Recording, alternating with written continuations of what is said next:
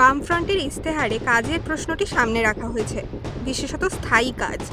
প্রতিটি পরিবারে অন্তত একজনের স্থায়ী কাজ।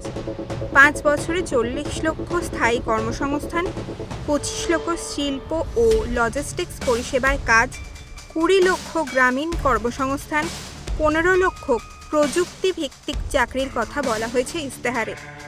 5 বছরের মধ্যে সব সরকারি শূন্যপদ পূরণের লক্ষ্যও জানাচ্ছে বামফ্রন্ট। সরকারি কাজ চলে যাচ্ছে আউটসোর্সিংয়ে, শূন্য সরকারি পদ। কাজ চালানোর জন্য নিয়োগ করা হচ্ছে ঠিকায় বা চুক্তিতে।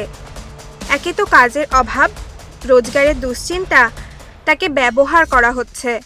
কোনো রকমে কার্যটাতে মরিয়া যুব জনতা বাধ্য হচ্ছে এমন কাজ নিতে যেখানে রোজগারের নিশ্চয়তা নেই। কতক্ষণ কাজ করতে হবে তার ঠিক নেই। তাছাড়া নেই পেনশন, চিকিৎসা ভাতার মতো সামাজিক সুরক্ষাও।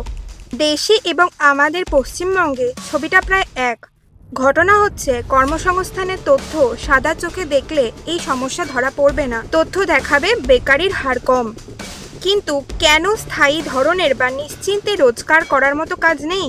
পশ্চিমবঙ্গে রাজ্যের মোট আভ্যন্তরীণ উৎপাদনে কারখানা উৎপাদন ক্ষেত্র বা ম্যানুফ্যাকচারিং ক্ষেত্রের ভাগ কম, তা এক জায়গাতেই দাঁড়িয়ে আছে।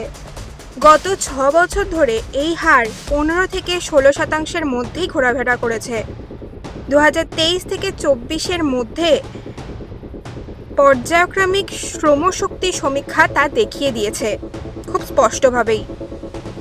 রাজ্যে মোট উৎপাদন সবচেয়ে বেশি মূল্য যোগ করেছে পরিষেবা ক্ষেত্রে, 51.35%, কিন্তু এই ক্ষেত্রটিতে কম দক্ষ অংশের নিযুক্তির সুযোগ অনেক কম।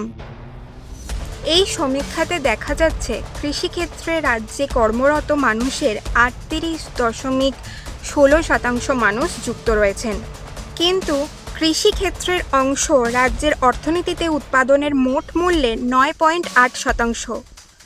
অর্থনীতিবিদদের ব্যাখ্যা, পারিবারিক চাষে অনেকে যুক্ত থাকছেন অন্য কাজ না থাকায়, ফলে যতজন দরকার ততজনের দরকারই নেই কৃষিতে, যাকে বলা হয় ছদ্ম বেকারি।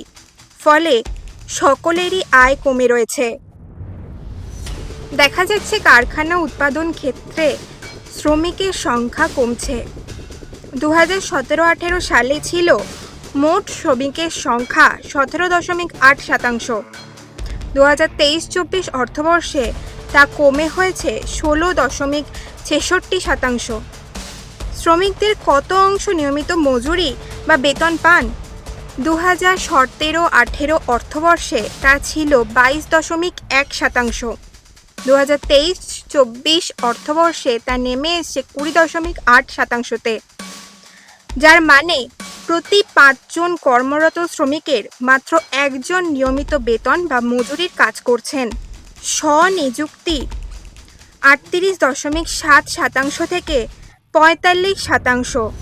বিনা মজুরিতে পারিবারিক শ্রম দেন এই অংশ 7.4% থেকে বেড়ে 11.4%।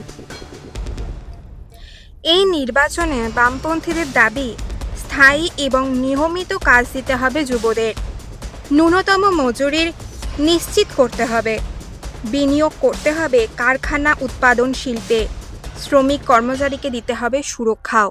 এই ভিডিওটিকে লাইক করুন, আপনার গুরুত্বপূর্ণ মতামত কমেন্টের মাধ্যমে আমাদের জানান এবং আমাদের চ্যানেলের ভিডিও সবার আগে দেখার জন্য ইউটিউবে গণশক্তিকে সাবস্ক্রাইব করুন, ফেসবুকে ফলো করুন এবং শেয়ার করুন আপনার পরিচিতদের মধ্যে।